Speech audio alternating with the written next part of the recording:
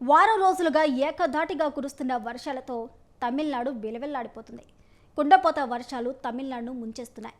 రాజధాని చెన్నైలోని కొన్ని ప్రాంతాలలో కంచీపురం, చెంగల్పేట, తిరువడలూరు, మలింతురై, విల్లుంపురం జిల్లాలో 2 రోజులుగా వర్షాలు కురుస్తున్నాయి.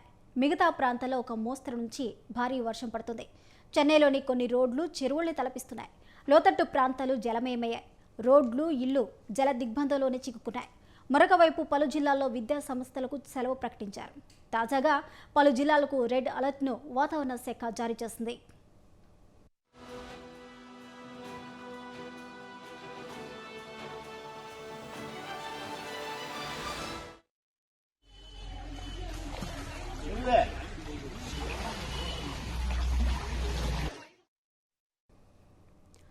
చెన్నైలో గత 24 గంటల్లో సగటున 64.5 మిల్లీలీటర్ల వర్షపాతం నమోదైంది.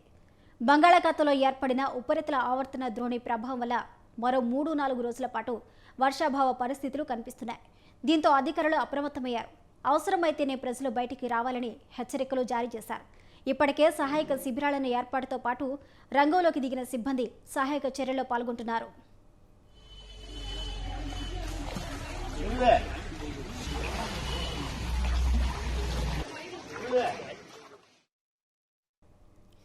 తమిళనాడుతో పాటు పుదుచ్చేరి, కరైకల్ ప్రాంతాలకు భారీ నుంచి అతి భారీ వర్షాలు పడతాయని హెచ్చరికలు జారీ చేశారు అధికారులు.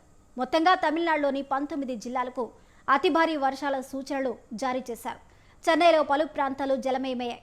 వరద ముంపు ప్రాంతాల్లో పరిస్థితిని ఎప్పటికప్పుడు అధికారులను అడిగి ముఖ్యమంత్రి స్టాలిన్ తెలుసుకుంటున్నారు.